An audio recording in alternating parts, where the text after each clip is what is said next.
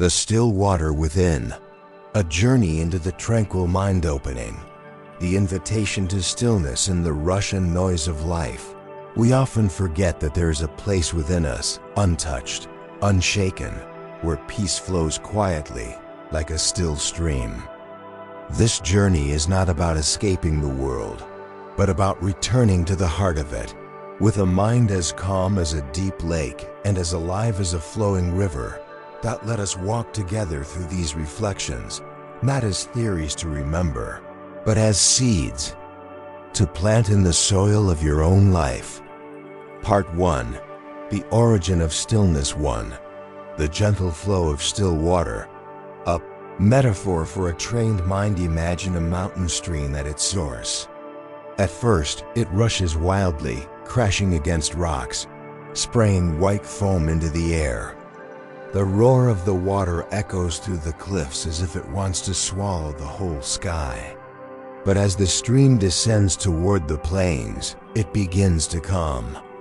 It turns into a serene flow, moving quietly as though there were no noise at all. Our mind is much the same. When untrained, it is like that newborn stream, forever turbulent with emotions, endless thoughts, desires, and fears. Each time something from the outside touches it, waves rise up instantly.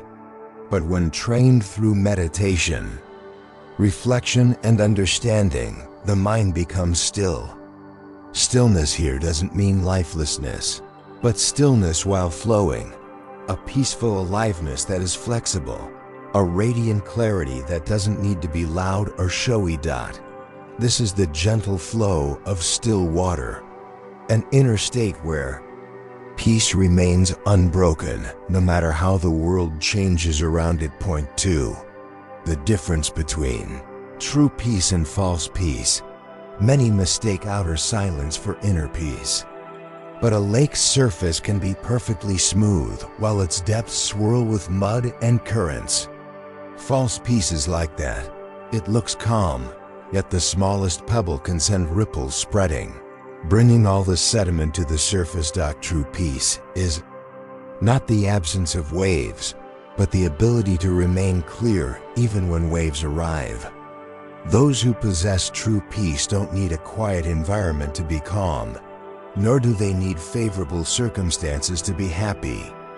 Whether in the midst of a bustling market or a remote forest, whether facing praise or criticism, they have an unshakable anchor within.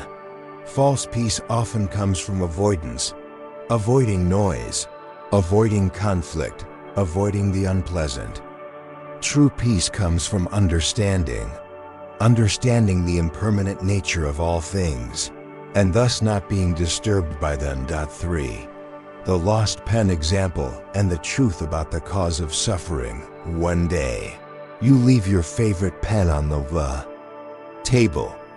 You step away for a moment, and when you return, it's gone. Instantly, a sense of irritation rises. Who took it?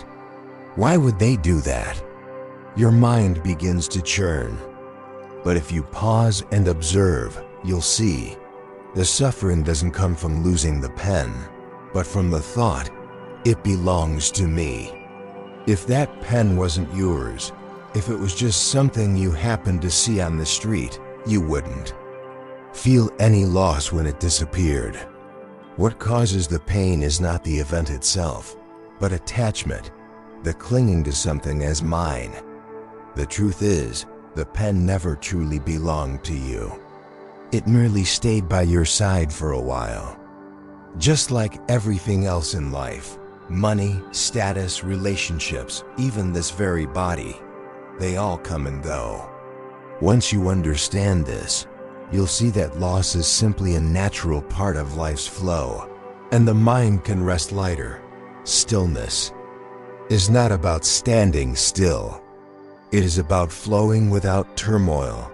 Like the gentle flow of still water, a trained mind receives all changes without being swept away. That is the origin of lasting peace. Part 2. Understanding the mind. 1. The mind has no form, It is pure awareness when you close your eyes and look within. You may ask, where is my mind? What does it look like? You will find no shape, no color, no measurable size. The mind is not an object you can point to and say, here it is. The mind is simply awareness, the capacity to see, to hear, to feel, to think, and to know that you are experiencing. Like a mirror, the mind reflects all images yet keeps none. Once you understand this, you stop trying to grasp the mind or search for it somewhere outside yourself. 2. The risk of confusing the body with the mind. We often say, I, when referring to this body. I'm tired, I'm hungry, I'm in pain. But in truth, the body is only a temporary house in which the mind resides. Like a tenant, you stay there for a while, then you will leave. When you confuse the body with the mind, you start believing that changes in the body mean changes in your very being. When the body is young, you feel strong and worthy. When it ages, you feel as though something has been lost. Yet the mind, pure awareness, has always been there, regardless of how the body changes day by day. Knowing how to distinguish body from mind allows you to live more freely. You care for the body not out of fear or attachment, but because it is the instrument through which the mind experiences and grows. 3. Common misunderstandings about meditation. Many think meditation is about forcing all thoughts away and keeping the mind empty. They believe that if thoughts still arise, they have failed. This mindset breeds pressure, frustration, and eventually giving up. In reality, meditation is not a battle against thoughts, but the gentle observation of them, like watching clouds drift by. Clouds may gather or disperse, yet the sky remains vast and untouched. Your mind is the same. Thoughts may come and go, but awareness stays intact. Meditation does not require sitting motionless for hours. You can meditate while washing dishes, while walking, or while listening to someone speak. What matters is not the posture, but being fully present in the moment. Understanding the true nature of the mind is the foundation of genuine stillness. For when you know that the mind is neither the body nor the thoughts, fear of change dissolves. You simply live aware and at ease, smiling at the endless flow of life. Part 3. Wisdom and Meditation. 1. Meditation is not just sitting still. When people hear the word meditation, many immediately picture someone sitting cross-legged, eyes closed, smiling softly, unmoving. But meditation is not confined to posture or the stillness of the body. Meditation is the stability and clarity of the mind, no matter what you are doing. You can meditate while sipping a cup of tea, listening to the rain, or walking through a crowded street. If your mind is fully present in the moment, untouched by the pull of the past or the future, that is meditation. Sitting still is merely a method, not the destination. The true goal is a mind that is luminous and unmoved by the changing tides of life. 2. The relationship between morality, concentration, wisdom, and the ancient teachings. Morality, Kwaila, concentration, Samdai, wisdom, Praja, are the 3 pillars of awakening. Morality is the discipline of ensuring that your actions, words, and thoughts cause no harm to yourself or others. Morality is like the riverbank that prevents the waters from flooding and causing destruction.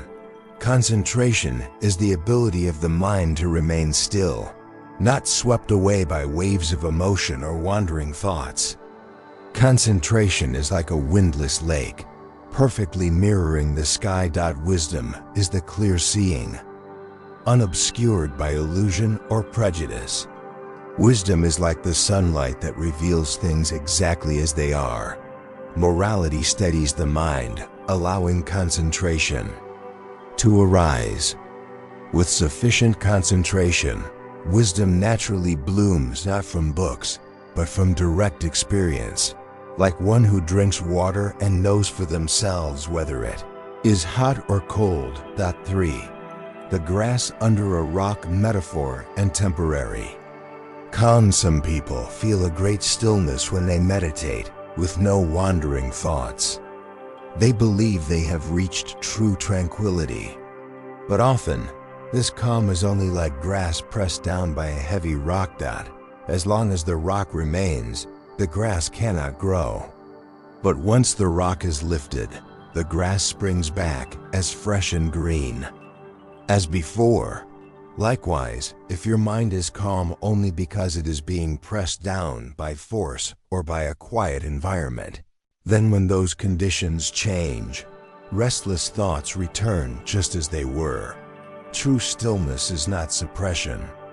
It is the complete removal of the root causes of agitation, like pulling out the roots of the grass so that it will not grow back. Wisdom and meditation cannot be separated. Meditation is the soil, wisdom is the flower. Without soil, the flower cannot bloom. Without the flower, the soil is just empty ground.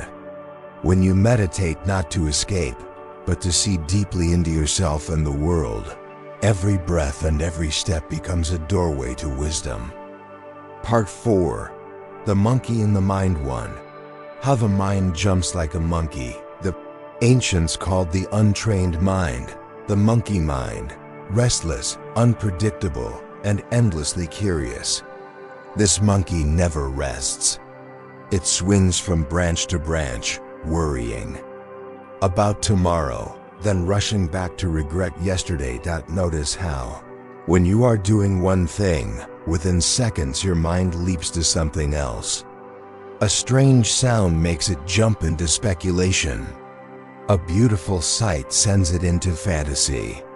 This monkey is noisy, impulsive, and always looking for something new. The real danger is that we often mistake ourselves for this monkey, believing that its every movement and chatter is who we truly are. 2.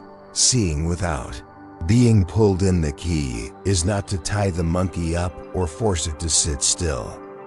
The harder you try to control it, the wilder it becomes. Instead, sit quietly and observe as if you were standing on the edge of a forest, watching the monkey leap from branch to branch. You see its every move clearly, but you don't follow it. At first, the monkey will be even more frantic, unaccustomed to being watched. But if you remain patient, it will slowly realize there's nothing for it to cling to. Its movements will soften. Stillness will come, not because you suppressed it, but because the causes of its restlessness have faded away. 3. The power of understanding to free you from suffering. Afflictions have no power of their own. What gives them strength is our unconscious belief in them. Each time the monkey mind throws you a thought like, "He's looking down on me," or "I'm going to fail," you instantly accept it as truth and react as if you have no other choice.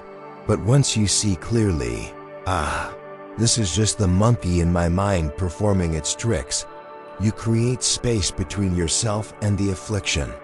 In that space lies freedom. You are no longer dragged around like a puppet. You can choose how to respond. This understanding is liberating. It transforms your mind from a wild jungle with a frantic monkey into a tranquil garden, where every movement unfolds under the light of awareness. When you truly understand the nature of the monkey mind, you realize the mind doesn't need to be captured to be at peace. It only needs to be seen clearly, without judgment. In that seeing, the noise dissolves like morning mist in sunlight, and in the quiet that remains, wisdom blossoms naturally. Part 5. Emotions and Impermanence 1. Recognizing emotions. Without identifying with them, emotions are like clouds drifting across the sky of consciousness. They appear, linger for a while, and then dissolve. The trouble is, we often forget that. We are the sky, not the clouds. When a strong emotion arises, anger, fear, sadness, rather than noticing, this is anger or this is sadness, we unconsciously say, I am angry, I am sad. The word I fuses with the emotion, making us identify with it completely, allowing it to drive our actions, words, and thoughts. But if you pause and simply recognize the emotion without judging it, without pushing it away, without clinging to it, you will notice that it has a natural life cycle. It arises, peaks, and then fades. This mindful recognition severs the thread of identification, allowing you to remain steady as the emotion passes through. 2. Uncertainty. The key to letting go. Life is inherently uncertain. The weather changes, people change, even you change. So why do we insist that everything remain exactly as we want, unchanging, like a carved statue? When we accept uncertainty as a natural part of life, the mind begins to soften. We no longer cling to the belief, it must be this way, or I can't lose this. We understand that everything, joy and sorrow alike, is already on its way to passing. Accepting impermanence does not mean indifference. It means living fully in each moment, knowing it is precious precisely because it will never come again. 3. The example of the glass is already broken. Ajahn Chah once held up a glass and said, "To me, this glass is already broken. I drink from it, I cherish it, but I know one day it will fall and shatter. So when that happens, I will not suffer." When you see everything, people, possessions, even your own body, with the understanding that it is already broken, you no longer live in fear of losing it. You cherish every moment you still have with it, and when the time for parting arrives, you can smile, knowing you have lived fully with it. When you truly absorb the truth of impermanence, you see that every emotion, whether joy or sorrow, is just a wave on the surface of the sea. It may rise fiercely, but it will always dissolve, returning to the stillness that has been there all along. And in that stillness, you find a peace that nothing can disturb. Part 6. Avoiding Extremes. 1. The Buddha's Lesson. From self-mortification to the middle way before his enlightenment, the Buddha spent years in extreme asceticism, eating almost nothing, holding his breath, enduring heat and cold, pushing his body to the brink. He believed that by torturing the body, he could free himself from desire. But then he realized, a body drained of vitality cannot give rise to wisdom. Instead of clarity, there was only exhaustion and fog. One day, by the banks of the Naranjana River, he awoke to the truth of the middle way, a path that avoids both the indulgence of pleasure and the destruction of the body. Through self-denial, he likened it to the string of a lute. If it is too tight, it snaps. If it is too loose, it makes no sound. Only when it is tuned just right can it produce a pure, harmonious tone. 2. The two dangerous extremes. Indulgence and self-mortification dulces us in pleasure, chasing after desires and emotions. It is like a boatman letting his boat drift wherever the current takes it. At first it feels like freedom, but soon it is swept into the rapids. Extreme asceticism is like blindly rowing against the current until exhaustion overwhelms you, leaving you stranded with no progress made. Both paths stray from wisdom. One lulls the mind into complacency. The other drains it of the energy needed for clarity. 3. Living comfortably, but mindfully walking the middle way does not mean rejecting joy. or denying yourself all comforts. On the contrary, you can sip a fragrant cup of tea, walk under the evening sky, or listen to a beautiful piece of music, while keeping the mind clear and unentangled, not clinging to pleasure or fearing its loss. That it is comfort with boundaries, enjoyment with awareness, like holding a butterfly gently in your hand. Squeeze too tightly and it dies. Release it completely and it flies away. Holding it just enough. This is the art of living in the middle way. Part 7. The body, a temporary home. 1. The body is not ours. We often say, "My body, my back hurts. I am hungry." But have you ever paused to ask, is this body truly me? At birth, we borrow this body from the elements earth, water, air, and fire. At death, we return it to nature. From the moment we arrive in this world until we depart, the body is in constant change. Cells die and regenerate. Hair turns gray, skin wrinkles, strength fades. The body is only a temporary home we inhabit. One day, whether we wish it or not, we must leave it behind. When we truly see this, we cherish the body while no longer mistaking it for our true self. 2. Pain and illness, through the eyes of the enlightened, for those still unawakened. Pain and illness often bring thoughts like, "I am suffering. I can't bear this." They identify completely with the sensation of pain, but the awakened see it differently. They recognize that pain is simply a phenomenon arising in the body, like a cloud drifting across the sky. When the cloud appears, they know it is there. When it fades, they know it has gone, without clinging to either state. The enlightened do not avoid pain, but they are free from suffering over pain. They clearly see the difference between physical pain and mental suffering. One comes from the body, the other from the mind. 3. The subtle trap of using the Dharma to strengthen the ego. There is a subtle trap, learning the Dharma and practicing meditation, yet unconsciously turning it into a badge of pride. I meditate better than this person. I understand the teachings more deeply than that person. In such moments, instead of dismantling the ego, we are using the Dharma to build walls around it.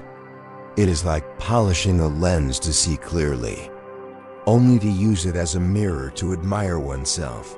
Those with deep insight know the Dharma is a raft across the river. Once we have reached the other shore, we set it down. We do not carry it on our back. Part 8. Practicing in every moment. 1.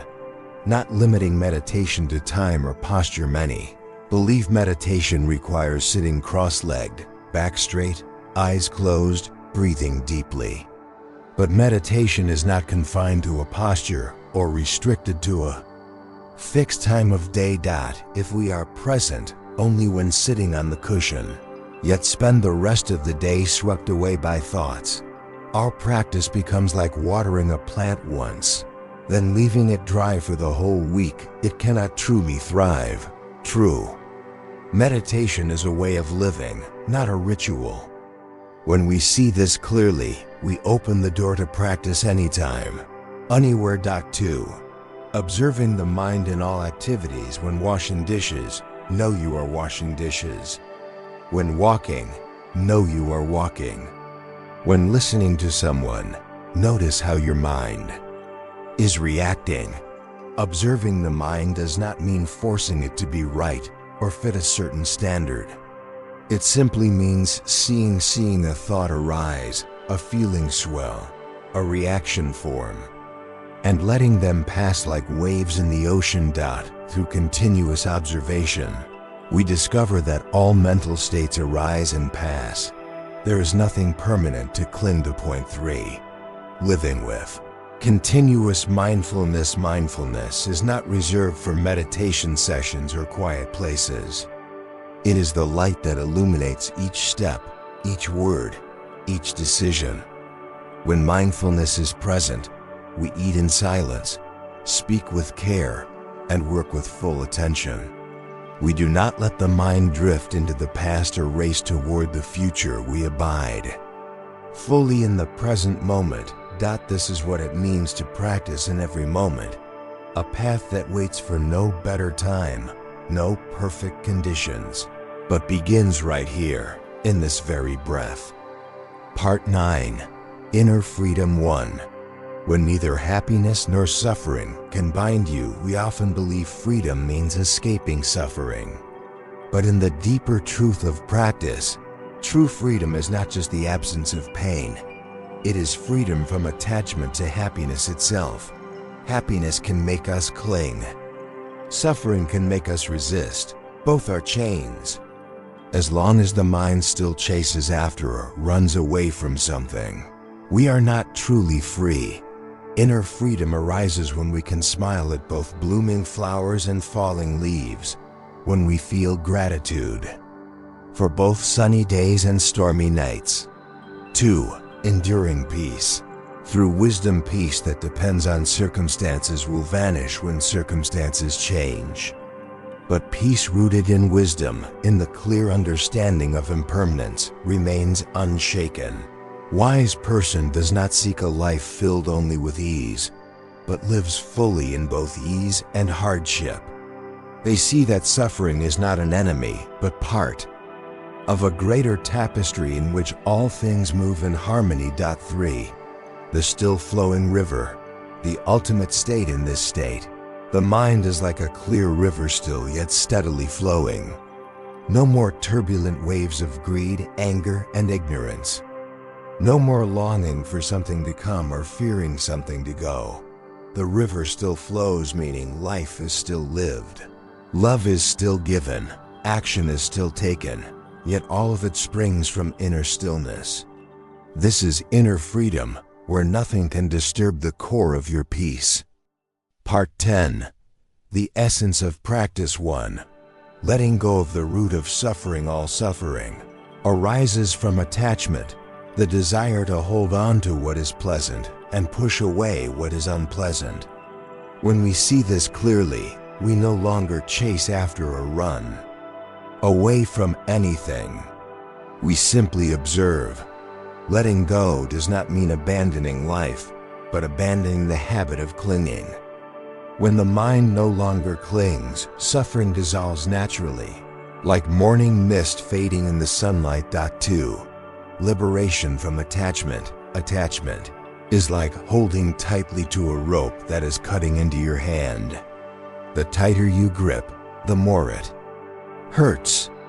Liberation comes when you open your hand, not because the rope disappears, but because you no longer hold it. Freedom is not a place to reach, but a state of mind.